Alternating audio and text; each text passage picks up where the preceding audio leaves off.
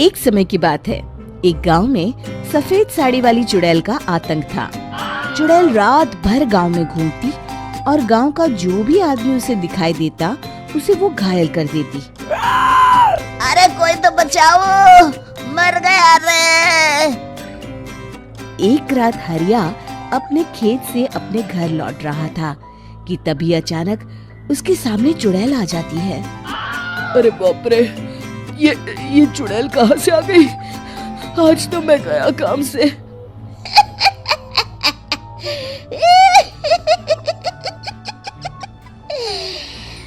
आज मुझे मेरा शिकार मिल गया। अरे चुड़ैल दीदी, मुझे छोड़ दो। जैसे ही चुड़ैल हरिया की तरफ बढ़ती है, हरिया वहाँ से भाग जाता है और अपने घर के दरवाजे पे पहुँचता है। अरे भगवान, जल्दी से दरवाजा खोलो, मेरे पीछे चुड़ैल पड़ी है। हरिया की पत्नी जल्दी से दरवाजा खोल देती है। अरे आप इतना हाफ क्यों रहे हैं? अरे मेरे पीछे चुड़ैल पड़ी है, आज तो मैं बाल बाल बच गया। जल्दी से सभी दरवाजे और सभी खिड़कियों को बंद करके बत्ती बुझा दो। तभी चुड़ैल हरिया के घर के पास पहुंच जाती है। अरे वो आदमी कहाँ गायब हो गया? मैं भी देखती हूँ आखिर कब तक बचेगा। मैं अपने शिकार को इतनी आसानी से नहीं छोड़ती।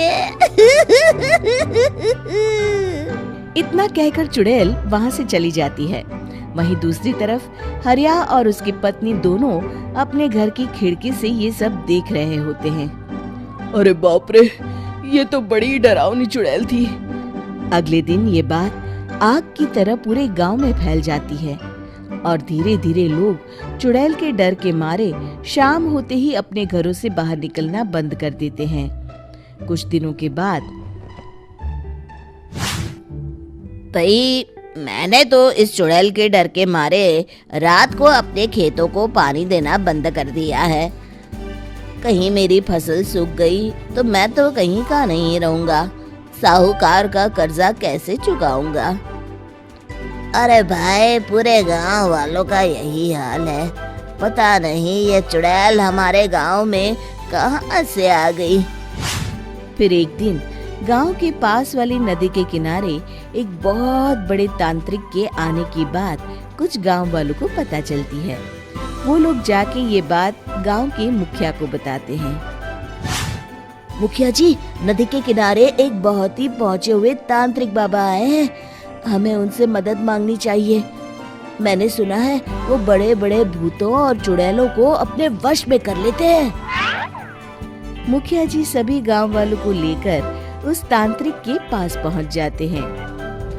ओम फट स्वाहा, ओम फट स्वाहा। तभी तांत्रिक अपनी बंद आंखों को खोलकर कहता है, क्या बात है? तुम सब लोग यहाँ क्यों आए हो? मुखिया जी उस तांत्रिक को सारी बात बता देते हैं।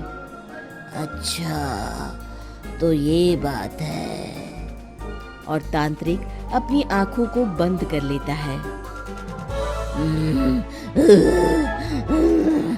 मैं देख रहा हूँ तुम्हारे पूर्वजों ने बहुत पाप किए थे, जिससे ये गांव अब श्रापित हो चुका है। उसी के फल स्वरूप तुम्हारे गांव में चुड़ैल आई है। ये चुड़ैल बहुत खतरनाक है, ये किसी को नहीं छोड़ेगी। हे भगवान, मर गए रे, अब क्या होगा? तभी गांव के मुखिया जी कहते हैं, बाबा, इस चुड़ैल से हम सबको बचा लीजिए।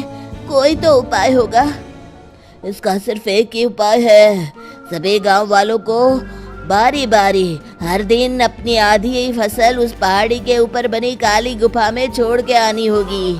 तभी उस चुड़ैल की भूख मिटेगी और श्राप का प्रभाव खत्म हो जाएगा और तुम सब जिंदा बच जाओगे। सभी गांव वाले उस तांत्रिक की बात को मान लेते हैं और वहां से चले जाते हैं। फिर अगले दिन से रोज उस गांव के लोग बारी बारी से अपनी आधी फसल उस काली गुफा के पास जाकर रखाते। कुछ दिनों बाद हरिया की बारी आती है। बाप रे, आज तो मेरी बारी है उस काली गुफा में जाने की। क्या करूं? वो तो बड़ी खतरनाक चुड़ैल है। मेरे तो हाथ पैर कांप रहे हैं।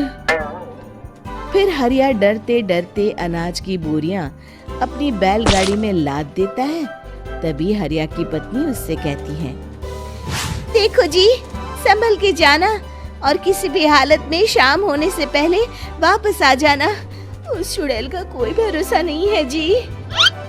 हरिया बैलगाड़ी में बैठते हुए कहता है, भगवान, मैं क्या वापस आऊंगा?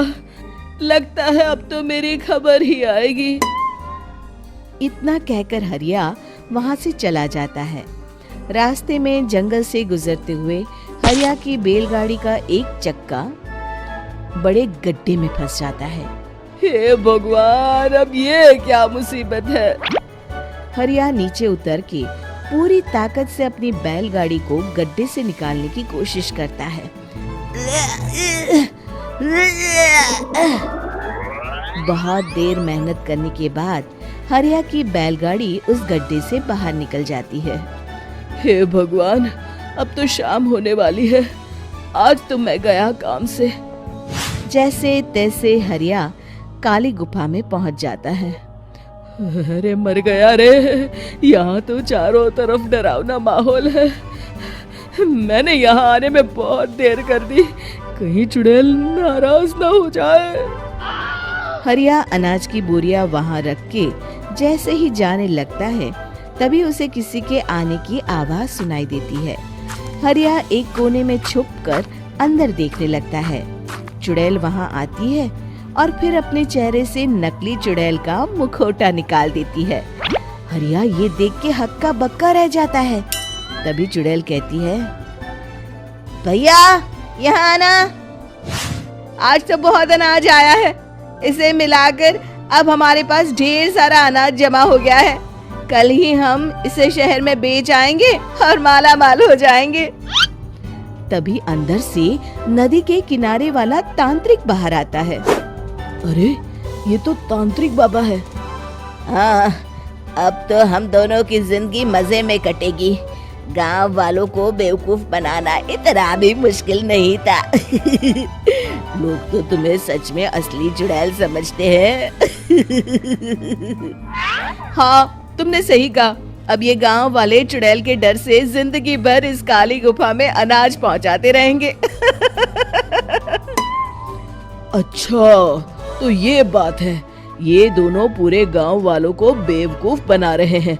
अभी जाकर सबको बताता हूँ।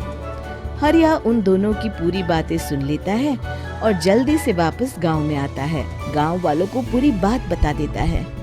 इससे पहले वो दोनों हमारा अनाज लेकर शहर जाए, हमें उन दोनों को पकड़ना होगा। उधर दूसरी तरफ नकली तांत्रिक और नकली चुड़ैल बनी औरत एक बड़ी गाड़ी में सारा अनाज लाद के वहाँ से निकलने की तैयारी कर रहे होते हैं। जल्दी करो, इससे पहले हमें कोई देख ले। हमें यहाँ से निकलना होगा। और तभी वो दोनों देखते हैं कि सामने से सभी गांव वाले अपने अपने हाथों में मशाल लेके आ रहे हैं। दोनों बुरी तरह डर जाते हैं। रुक जाओ, तुम दोनों का भांडा फूट चुका है। अरे मर गए रे, ये गांव वाले कहाँ से आ गए? तुमने क्या सोचा इतनी आसानी से यहाँ से निकल जाओगे? ये अनाज हमने अपने खून पसीने से दिन रात खेतों में मेहनत करके उगाया है। दोनों मुखिया जी के पैरों में गिर जाते हैं।